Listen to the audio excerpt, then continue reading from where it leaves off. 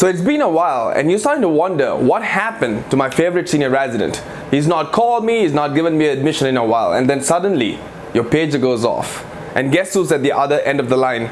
It is your favorite senior resident. And guess what? He's got an admission for you.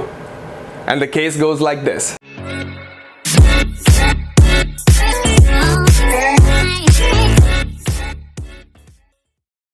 A 28-year-old male with a past medical history of sickle cell disease (HBSS) presents with generalized body aches, especially in his bones, in the peak of winter.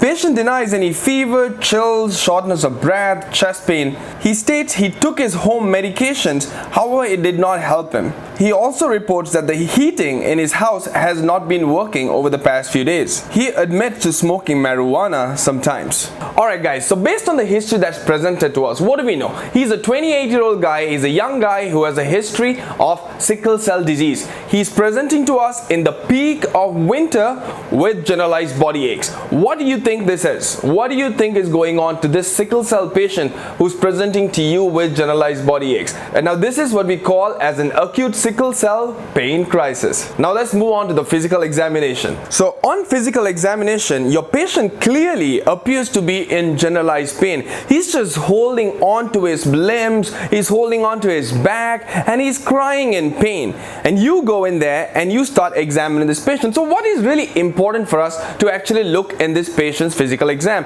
Well, clearly vitals is going to play a very important role. So when you look at this patient's vital sign, he's got a blood pressure of 120/80, heart rate of 78, respiratory rate of 15, and a temperature of 98 degrees Fahrenheit. Well, all of these parameters are absolutely important, especially you want to know if the patient's got an increased heart rate. The reason I say this is if somebody is actual painful crisis, you would technically expect to see some component of an increased heart rate, right? Tachycardia is in fact a sign of pain. Respiratory rate is also important because a sickle cell patient presenting to you with generalized pain, you should also think of other complications that possibly could occur, such as an acute chest syndrome, where the patient is going to become hypoxic, he's going to have respiratory distress. So the fact that the patient is having a normal respiratory rate, it becomes very important to us. And a temperature is also very important because, as you guys know, because sickle cell patients lose their spleen very early in their age, and you know that the spleen is actually required in order for you to fight infections, right? So if you're having a fever, that it becomes an important finding, and therefore we are supposed to look for it. Another important parameter we should look at is the oxygen saturation, and this patient is actually saturating at 98% on room air. Alright, so let's move on to the rest of the physical examination. On head, eyes, ears, nose and throat examination, the patient appears to have a mild amount of pallor. He does not have much of an icterus. There is no sinus tenderness. Pupils are equal and reactive bilateral. There's no obvious signs of infection in his face. There are no obvious signs of any form of infection in his ears, sinuses or eyes. And apart from that, he's also got no evidence of lymphadenopathy. Cardiovascular examination, S1, S2 is heard. No rubs, gallops or murmurs are heard. Alright, let's move on to respiratory system. On respiratory system, the patient has bilateral equal breath sounds. There are no crackles, no wheezing, no crepitations that are heard. Abdominal exam, the patient does not have any form of abdominal tenderness. Murphy's sign is negative, McBurney point tenderness is negative, and the abdominal all four quadrants appears to be moving well with the respiration. Normal tympanic percussion notes are heard, and normal bowel sounds are heard in all four quadrants. And there is no evidence of hepato or splenomegaly. But then again, you would not expect splenomegaly in a patient who's 28 with sickle cell disease, right? You would expect autosplenectomy and in fact the absence of a functional spleen. Very good. Alright, let's move on. On neurologic examination, the patient's cranial nerves are intact. He is alert oriented ×3 and normal motor sensory function all over his body. On the patient's musculoskeletal exam, he does have tenderness in his shoulders, in his back. Pretty much most of his long bones, when you press on it, he tends to flinch in pain. Alright guys, so based on the history and the physical examination we have, right? We have a young guy, sickle cell disease, presenting with pain, right? And really from a physical examination, what did we find, guys? We just found that he's got tenderness in certain long bones and musculoskeletal pain here and there, but really we didn't find much of anything else, did we? He did not have tachycardia, he did not have a high blood pressure, he had some mild pallor. We really did not find anything to suggest that this guy is really in significant pain, right? So big question, I know you're already thinking, right? Should we trust this guy? Should we trust this guy who's already said that he smokes marijuana and is coming in pain and his heart rate is pretty much normal and really nothing else to go with apart from the fact that he's flinching whenever you touch him in pain? So since we do have our suspicion with this patient because something doesn't add up, right? He's saying he's in pain, but we do not completely trust him, especially because he smoked marijuana, right? Now, is there something we could do to really see if he's in painful crisis? Are you guys saying labs? Let's get some labs and see if he's actually having a sickle cell hemolytic crisis going on right now. Alright, let's talk about labs. First off, let's get a CBC. Now, what are we looking for in our CBC? Obviously, it's going to be the hemoglobin, right? As you guys know, sickle cell disease, especially HBSS type, baseline hemoglobin may be around 5, 6, 7.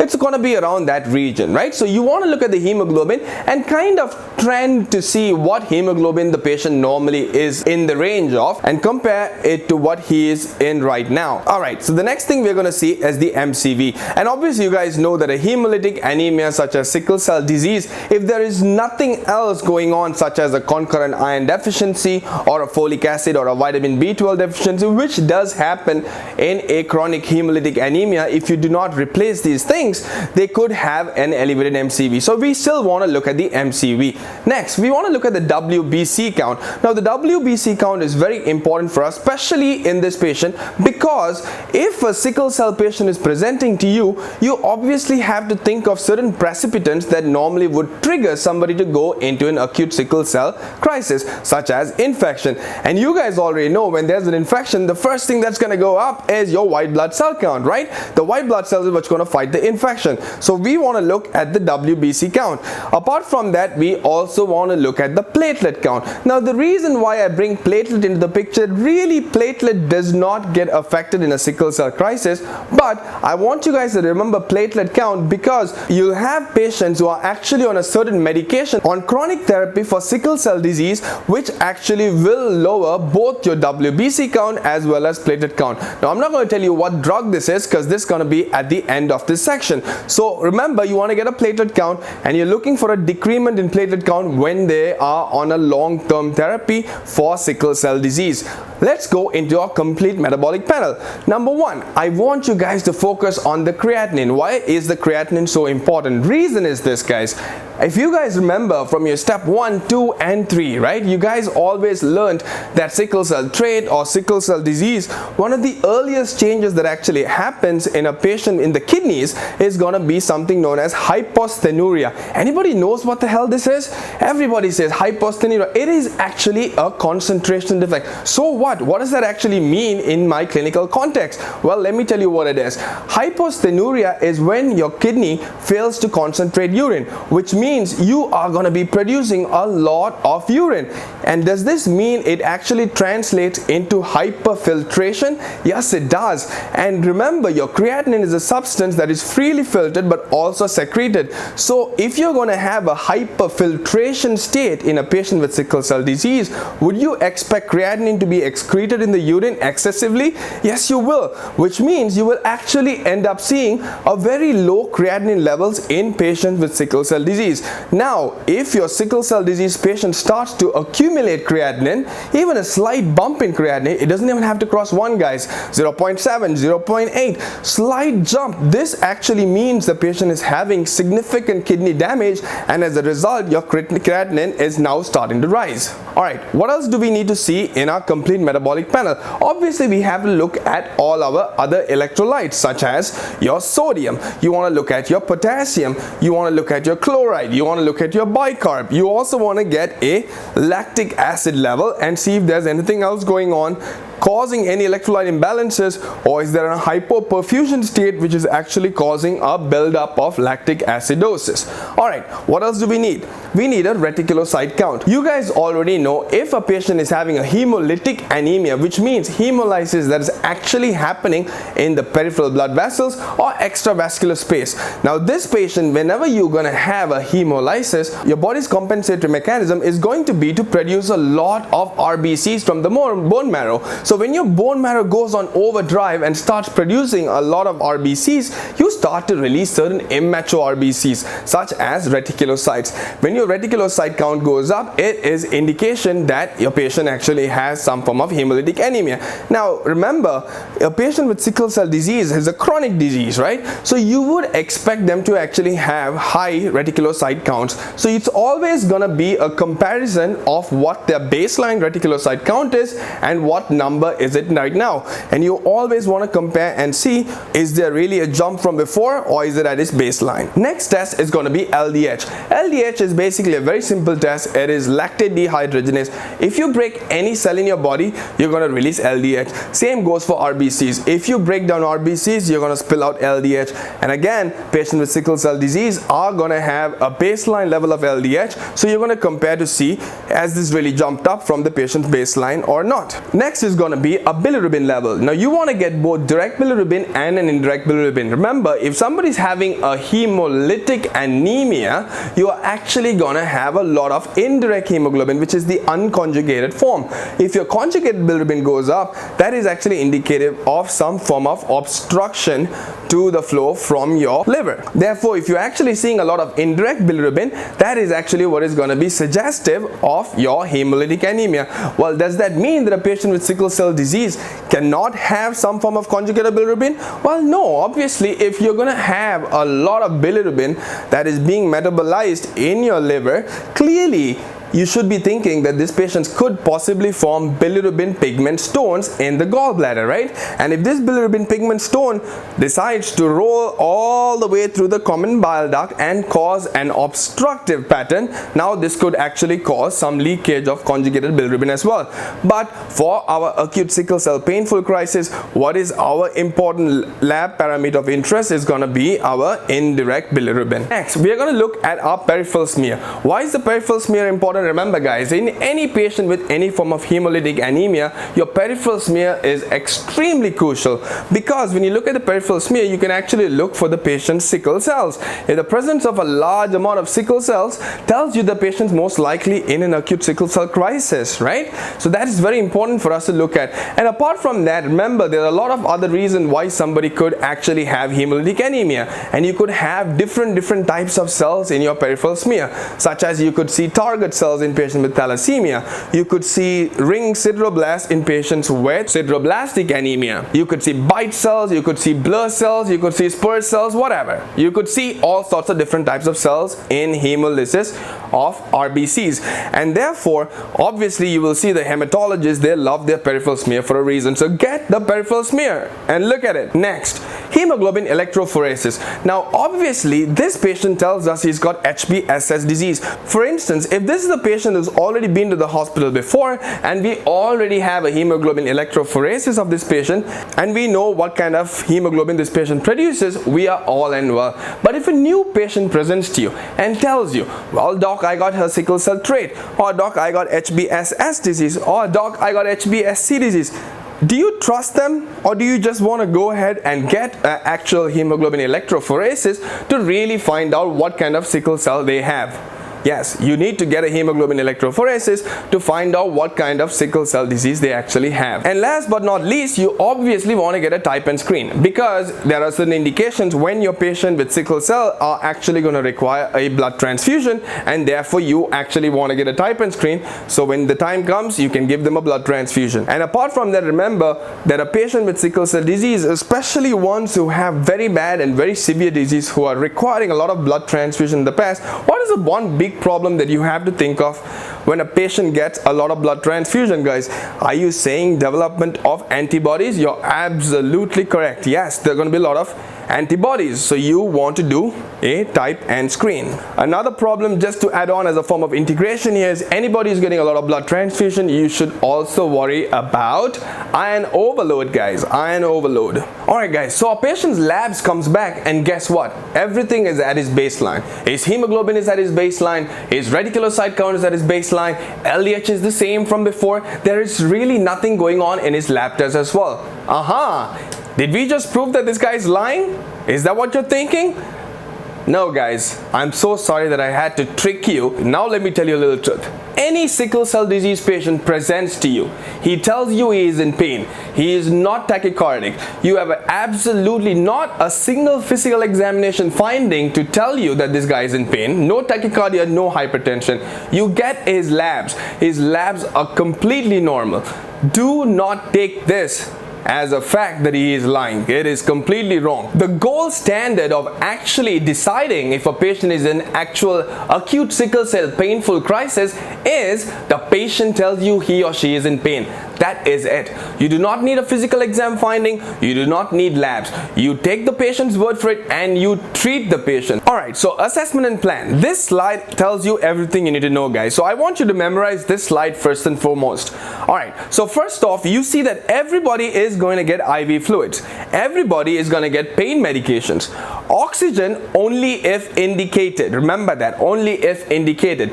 Antibiotics only if indicated. Blood transfusion if indicated. Intensive spirometry for everybody. Hot packs for everybody. And finally, hydroxyurea. We're going to talk about chronic management of sickle cell disease. Alright, so let's go into every individual section now. Remember, a lot of your sickle cell disease patient, obviously one of the big questions you want to ask yourself is, why did this patient actually go into a acute sickle cell painful crisis? There are multiple different triggers that could actually cause that, right? But apart from that, one of the biggest reasons you should also think of is possible infection and also volume depletion. Remember, when there's a lot of volume depletion, patient is dehydrated, maybe he's in a lot of pain that he couldn't actually drink enough water, he's got hyposthenuria such that your kidneys are not concentrating the urine and therefore you're having a lot of volume loss, right? And when people are in a lot of pain, they're also perspiring and a lot of insensible losses along with sweating could happen, and therefore most patients who are actually presenting to us with sickle cell painful episodes are going to be hypovolemic. And when a patient is hypovolemic, obviously your favorite choice of fluid is in fact going to be normal saline, right? You should use normal saline, or you could also use Ringer's lactate. It's fine, normal saline or Ringer's lactate. Now if the patient is hypovolemic and you treated the patient and you got him euvolemic. Now if you're going to have maintenance fluid, this is an important point probably which you did not know. It's going to be an interesting point that you're going to learn today. Important thing is, guess what? Sickle cells do not like sodium. Do not like sodium, because what sodium does is it takes the sickle cell and kind of squeezes it out. Think of a sickle cell like a cloth which is wet, filled with water, and sodium basically comes and squeezes this water out of the cells. Basically what I'm trying to say is the sodium hypernatremia actually causes worsening sickling because it dehydrates the cell. Think of your cloth squeezing out the water and becoming a sickle cell, right? So hypernatremia is bad for sickle cell disease. So if your patient is euvolemic, you should always make sure you're trending the sodium, and you want to make sure the sodium is within normal levels, which is 135 to 145, nothing more than that. 135 to 145. If you're within range, you are good. So you would like to use either half NS or 1/4 NS, anything lower than normal saline, just to make sure your sodium does not go above normal levels. Alright guys, so now since we've decided that this patient is actually in acute sickle cell painful crisis, we need to treat this patient. But before that, remember, you always want to question yourself to see, why is this patient really going into an acute painful episode, right? There always needs to be a trigger, guys. Remember, number one important trigger that you have to remember is cold weather. Cold temperatures are bad for sickle cells. Think of an RBC that actually likes a nice warm weather. It likes sunny weather, right? It likes everything to be warm. The moment you expose it to this miserable winter and cold, the RBCs get so cold that they start start to shrink up and shrivel up into a sickle cell. That's just the fun way of putting it, but in reality what you want to expect is if you have severe cold, you're going to actually cause a lot of vasoconstriction. Vasoconstriction is going to cause decreased oxygen supply to the RBCs, and when your RBC gets less oxygen, you're going to have a lot of sickle cells, right? So sickle cells do not like cold weather, guys. So whenever a patient comes in winter time and he tells you his heat is broken, so that's one of the reasons why they actually go in acute sickle cell painful episode. Apart from that, remember, even in a warm weather, if a person goes and takes a cold shower or jumps in an icy cold pool or drinks something extremely cold, all of these things could actually trigger an acute sickle cell crisis. So remember, cold is bad for sickle cells. That's number one. Number two, remember, patients with sickle cells do not like to be in pain. Pain equals sickling. Pain causes sickling. If you do not control pain, it is going to cause worsening and worsening of sickling. It is a vicious cycle.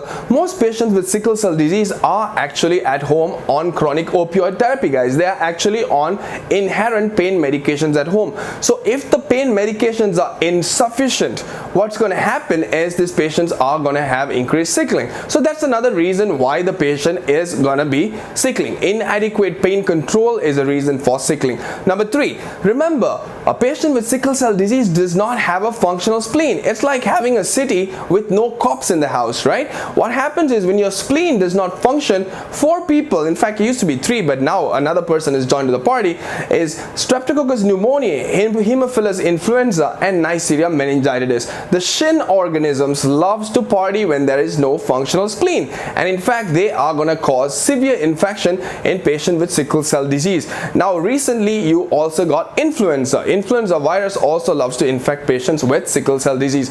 Now does that mean anybody and everybody who comes with painful crisis, you're going to treat it like he's got an infection? No, you're not. Always look for an infection. If there is a sign indicative of infection, then you'll go fishing, you'll do the respective tests, and you will treat accordingly. For instance, if somebody comes and says, hey doc, I got a fever, or you see the patient's got a fever in the hospital, elevated white count, or complaining of cough with bringing out of phlegm, and then if the patient is complaining of diarrhea, or if he's got burning micturition, you see a clear evidence of cellulitis. My point I'm trying to make is, if there is signs of infection, then you will look for it, you will do the appropriate test and treat accordingly. So the 3 important triggers you have to remember is cold weather, inadequate pain control, and infection, guys. And number 4 is going to be volume depletion, guys. Remember, a patient with sickle cell disease has multiple reasons why they are going to be volume depleted. Number 1, remember what I told you about hypostenuria. Your kidney inherently stops functioning and therefore does not concentrate the urine like it should, and as a result they're going to be peeing out a lot of fluid. That leads to hypovolemia. If somebody's in pain at home and they're just bedridden all the time, you think they're going to get up and go drink sufficient amounts of water? They're not, right? So when they're in pain, they're not going to drink enough fluids. That's going to lead to volume depletion. Number 3, if you're in pain, are you going to be perspiring? You're going to be sweating in pain? You are, right? There's going to be a lot of insensible losses that actually happens when you are in a painful episode, right? So all these reasons combined, hypovolemia becomes the 4th most important reason for a patient actually going into sickle cell crisis. There we go. So these are the 4 important things. Remember, anybody with acute sickle cell pain crisis, you have to look for the trigger, guys. Look for the trigger. Now since you figured that out, let's dive into the treatment. Alright, so next is going to be pain management. Clearly when a patient comes with sickle cell disease, you guys know you got to manage pain. Okay, good. So now what is our choice of pain medication? Well, that depends. If you have a patient who's coming from home who does not have a very bad sickle cell disease such that he's not on chronic pain management at home, for those patients, yes, we could start off with some oral opioids, whereas there will be patients who are actually on chronic oral opioid therapy at home. For those patients, when they come into the hospital, clearly their oral opioids have not been working, right? So your duty is to give them IV opioids in the hospital. Nevertheless, bottom line, what I'm trying to say is all patients with sickle cell disease more or less is gonna get an opioid, right? Question is PO versus IV. If somebody is not on any medication at home, obviously you can always go in an escalation pattern of pain management, which is going to be started with oral opioids or something even much less in a patient who's not on chronic opioid therapy. whereas a lot of our patients are going to be on chronic opioid therapy at home. So for those patients, yes, you have to escalate and go with IV opioids. Alright, now talking about pain management. Now what pain medications are we going to use, and what method are we going to use to deliver these pain medications? Well, there are really two options. One, you have a PCA pump, which is a patient controlled analgesic pump, whereas the other method is going to be IV standing bolus injections, which most hospitals also do follow. Yes, some say that the PCA pump method is definitely better compared to the IV bolus injection, but then again, your really goal of thumb is to adequately manage these patients when it comes to pain. So whichever method you're going to use, make sure you're adequately controlling pain. So now, what are the medications we're going to use? As I already said, we want to use opioids. So remember, you're going to start with morphine. Morphine is a medication which is less stronger when compared to hydromorphone. So you can start with morphine, or you could use hydromorphone, or even if the pain is much worse, you could also use fentanyl. How often you're going to give this medication, Q2, Q4, Q6, it all depends on patient to patient. So you have to decide based on your patient. Another important question it'll be good for you guys to ask your patient when they come in is, what is your home regimen? What is the home medication that you're taking, and how often do they take it? Because if that did not work, then obviously you have to escalate it to a much higher level of pain management. Then obviously there are patients who are going to be having a lot of refractory pain, no matter using morphine, hydromorphone, fentanyl, whatever. They are on high doses, but their pain is just not controlled. For these patients, certain studies have actually showed that ketamine works as a very good drug in refractory pain in patients with sickle cell disease. Now you have your patient on a good load of pain medication, is getting Q2, Q4 hourly around the clock opioid, right? And you're going to go around on your patient, you go to see him, and you see this guy is just itching. He's just scratching all over his body. He's like, "Doc, I'm itching. What's going on? Like, what's happening to me?" Well, what do you think this is, guys? Are you saying that this is itching, which is a side effect of opioids? Absolutely yes. Some patients actually already know, because they have been on chronic opioid therapy, and they already know they are going to get the side effect, which is itching. The itch is real. You give somebody high dose opioids, they will be getting itching. How are you going to treat the itching? You're going to have Benadryl. So always kind of give Benadryl with the opioids.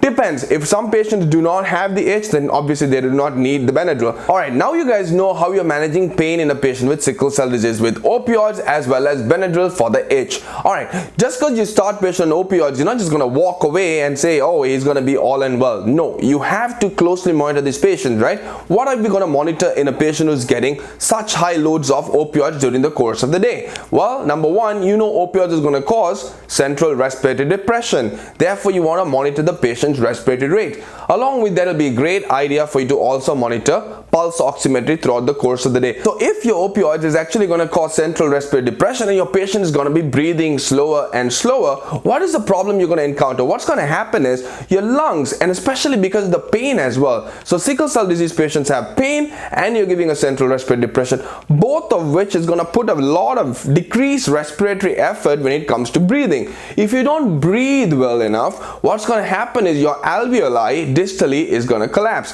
When they collapse, what we call this is atelectasis. So you can actually develop atelectasis in this patient because of two reasons. Number one, the sickle cell pain prevents them from breathing well. Number two, you're giving them an opioid in high doses, which is also going to cause respiratory depression, which is eventually going to cause atelectasis. So what you're going to do is, as I said, every patient, every sickle cell patient who's admitted under your service must be given an incentive spirometry. It's a nice little device. Basically what you do is you give it to your patient. Your patient is supposed to do about 10 inspiratory breaths every 2 hours when the patient's awake. So you use the machine and you go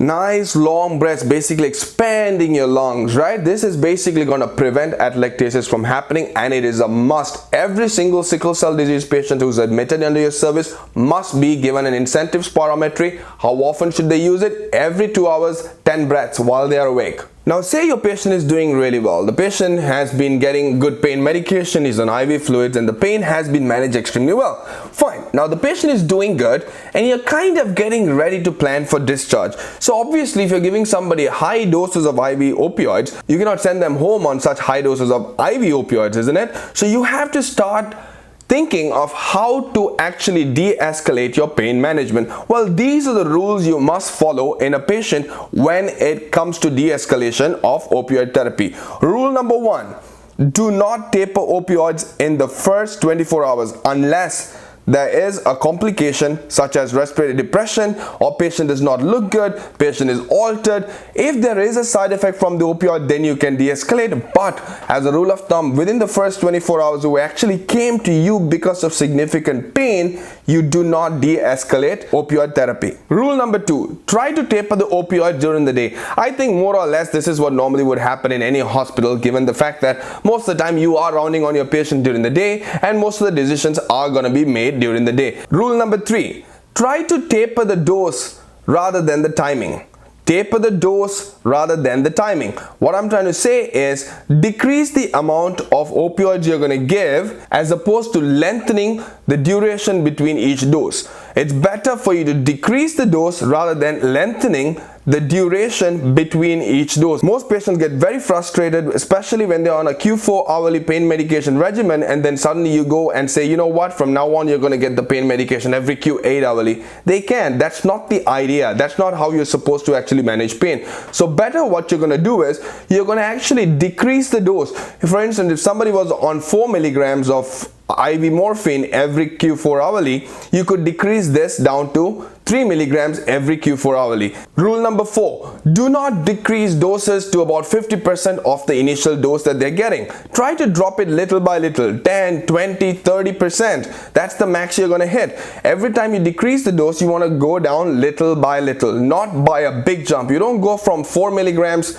to 1 milligram. That is not the right approach. You want to decrease by about 10, 20 or 30% whenever you're decreasing the actual doses. Rule number 5. Finally, when your patient's IV regimen that you're giving them during the in-house hospital stay kind of matches whatever the oral regimen they're getting at home, the total amount of dosing that's been given IV is equivalent to the oral dosing that the patient has been getting. At this point, you can switch to PO drugs. At this point, you will switch to a PO regimen because you're planning to discharge this patient. And finally, this is something extremely important which we all tend to neglect and we all tend to forget.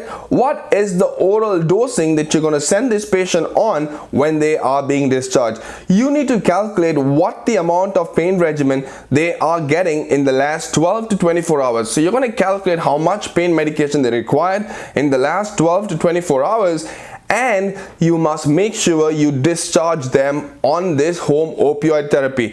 You cannot suddenly go down from being on opioid therapy to giving the patient end stage. What else do we need to monitor in our patient who's actually getting opioid therapy? Well, obviously, as you guys know, opioids causes constipation. So constipation becomes an important thing, especially if a person is in a lot of pain in the hospital, lying in bed all day. You're going to lead to constipation, especially because of opioid therapy. So make sure you give them laxatives and ensure that your patient is ambulating as soon as he can. Alright, make sure the patient is ambulating as soon as he can. Even ambulation by itself can actually increase bowel movement and improve the patient's constipation. Alright, so we're done with IV fluids, we're done with your pain management. Next, your third part of the story is obviously going to be oxygen therapy. A lot of physicians love to practice by giving all patients who come with sickle cell pain crisis oxygen. Well, it's a great thought because obviously you're thinking, well, if the patient is hypoxic, that actually causes worsening sickling. So let's give everybody oxygen, and this oxygen is going to improve the sickling because RBCs love the oxygen that they get. Well, is this a good thing to do, guys? I really don't think so. And obviously the guidelines also do not think so. If the patient is actually saturating at 98, 99% on roomia, which is the patient's baseline, why give oxygen to somebody who is saturating okay? It is not required, right? Why give a treatment that is actually not required? Remember, oxygen by itself actually has a lot of harm too, right? If you're giving a lot of oxygen, you're actually going to cause free radicals, and free radical injury could happen to the patient. So nevertheless, what determines if your patient is going to require oxygen? Because we like to follow guidelines, right? If the patient's oxygen saturation has dropped by 4 points or more from the patient's baseline. All right, 4 points or more from the patient baseline. If the patient baseline was 98 and now the patient is saturating at 94 on room air, give the patient oxygen. There is no harm. You have to supplement some oxygen at this point. That's one reason, and that's the way you're going to actually follow. If the patient is actually hypoxic, so hypoxia, technically you would say if the patient is dropping below 92 or 90, but that's not what I'm saying. The patient is sickle cell disease patient, guys. So any drop of 4 points or more from their baseline, so it could be 98 and it dropped to 94, technically not hypoxic, but for this patient it has dropped from the baseline by 4 points, so this patient is gonna get oxygen. That's one thing. Number two, any patient who comes with sickle cell disease can develop a complication, a very, very dangerous complication where the patient actually becomes hypoxic. Now, if every patient who comes to the hospital, you give them oxygen, how are you going to catch when this patient actually develops this complication? If everybody's been given oxygen, you're going to miss the person who's actually hypoxic because of a life-threatening acute complication. Hypoxia in a patient with sickle cell disease means something very, very serious. So therefore, do not give patients oxygen unless they really need it. Next, let's talk about antibiotics. Does every patient who comes with sickle cell disease require antibiotics? Well, as I already said before, no. Right? But you need to realize one thing. A patient with sickle cell disease does not have a functional spleen. It's like having a city with no cops in it. Right? So what happens is, a lot of criminals like strep pneumo, Haemophilus influenzae, Neisseria meningitidis, as well as influenza likes to come and attack this person, right? So whenever you have a sign of infection, always keep that in the back of your mind. A patient with sickle cell disease is prone for infection. So if you have something suggestive of an infection, such as fever, elevated white count, sputum production, burning micturition, diarrhea, skin rash, cellulitis, whatever, if something's present, then you'll work this patient up for the infection and you will treat the patient accordingly. So it is not a rule of thumb that every patient with sickle cell disease gets antibiotics. No, if there is an infection, you will treat it. Now this is bringing us kind of to the end of our section here. I just wanted to bring up some couple of important and interesting points that it's good for you to know, especially when you're studying about sickle cell disease. Number one is, when would you transfuse blood to a patient? Well, the simple rule of thumb is not when the hemoglobin is 7 like everybody else. When you would transfuse a sickle cell patient with blood is when the patient is actually symptomatic. If the patient is having a lot of shortness of breath, if he's got some form of chest pain, if the patient actually is symptomatic from the anemia, it's then only that you will actually transfuse this patient blood. Next, another fun fact, any patient with sickle cell disease who's going to undergo any form of surgery, what is the hemoglobin target that you have to attain? Well, the answer is 10. You need a hemoglobin of 10 in patient with sickle cell disease if they're undergoing surgery. Alright, so now we've actually come to the very end of this section. Now you know as an intern how beautifully you're going to manage your patient with acute sickle cell pain crisis. Well, fine. Now, as much as you treat a patient in the hospital, it is important that you also know how you're going to manage the patient just when you're discharging the patient, because this will prevent the patient from coming back in. Our job does not end in the hospital. It is your duty to make sure your patients are fine when they go home as well. Alright, now let's talk about a drug that we can use in patients to decrease the recurrence or incidence of all sorts of complications because of sickle cell crisis. Do we have a drug that is used chronically and which is awesome? In fact, it is a great drug. What is the drug you guys are thinking of? Yes, hydroxyurea, guys. Hydroxyurea. This drug, hydroxyurea, is a great drug for being used in sickle cell disease. Well, number one, what does hydroxyurea do? Hydroxyurea actually causes increased synthesis of fetal hemoglobin. Now, if you recall, fetal hemoglobin is made of 2 alpha and 2 gamma, not 2 beta. If you look at adult hemoglobin, like all of us, we have 2 alpha and 2 beta. And remember, sickle cell disease, the mutation was in the beta globin chain. Well, if you choose to make HbF instead of HbA, do you have the mutation, guys? If you're forming gamma globin chains as opposed to beta, then clearly you're not going to have the mutation. So hydroxyurea actually causes increased synthesis of HbF, which is a fetal hemoglobin, and therefore decreases the amount of sickling If there is no beta globin chains in your hemoglobin, you have no problem. So that's one important reason. Number two, important thing that you need to know about hydroxyurea, in fact we have to monitor patients when you discharge them with hydroxyurea, is the fact that the patient is going to undergo immunosuppression. So what hydroxyurea does is it actually causes decreased WBC, especially neutrophils. It actually decreases your absolute neutrophil count.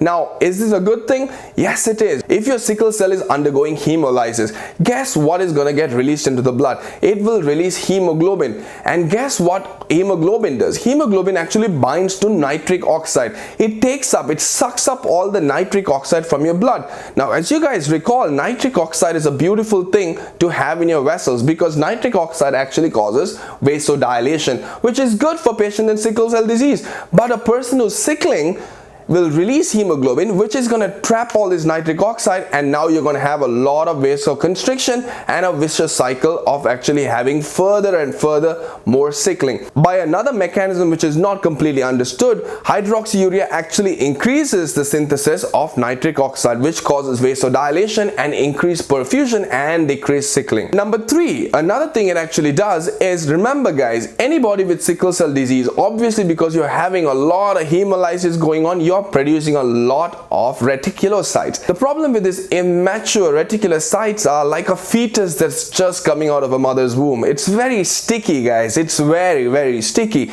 So when you have a lot of sticky RBCs swimming around in your blood vessel, you are going to cause some form of clots. You're going to have this microthrombi being formed, right? And you're going to start forming an inflammatory cascade, all of which is actually going to promote further and further sickling. So it is not good. So if you use hydroxyurea, you get less hemolysis, which means there's decreased bone marrow response to actually producing reticulocytes. So well, if hydroxyurea is such an awesome drug, should we start it on everybody? Well, obviously not, right? There are indications as to when you're going to start somebody on hydroxyurea.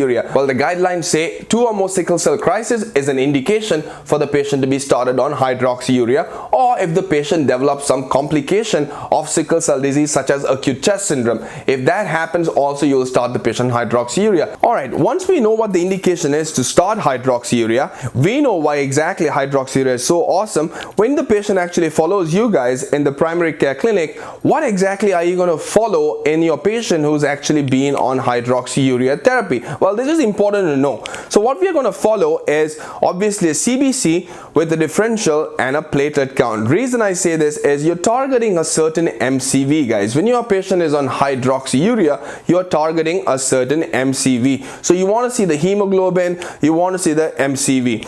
And as I said, hydroxyurea actually causes bone marrow suppression and therefore will lead to thrombocytopenia. So there is certain cutoffs at which you have to say, hey, you know what, I think we got to back off on this hydroxyurea because the patient is having extreme bone marrow suppression. So you need a CBC, you need an MCV, and you need a platelet count. Number two, you're also going to look at reticulocyte counts because you are going to decrease reticulocyte count, but you don't want to drop it by too much. Number three, you are going to get quantitative measures of HbF because once you start the patient on hydroxyurea, obviously you're promoting the formation of HbF, right?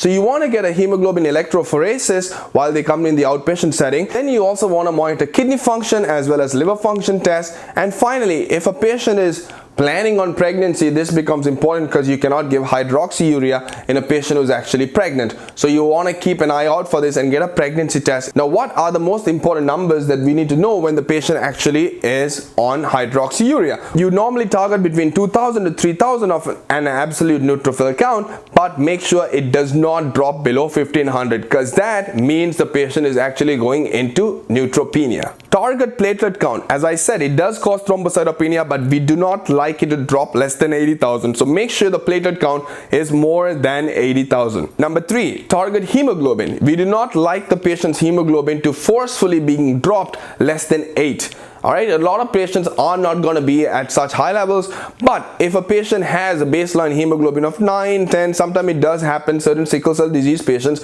will have less severe disease. So if they have a disease like that, you do not want hydroxyurea by itself, causing a drop in hemoglobin to less than 8. Lastly, as I said, it actually causes decrease in reticulocyte count, but we do not want the reticulocyte count, the absolute reticulocyte count, to drop below 80 to 100,000. So absolute reticulocyte count should not drop below 80 to 100,000. Alright, so that's done with hydroxyurea. So next question is there a new drug that's actually out there which could be used as an add-on to patients with hydroxyurea if they are not very well controlled? Let me ask you a question, guys. Have you guys ever thought about the point mutation that actually happens in patients with sickle cell disease?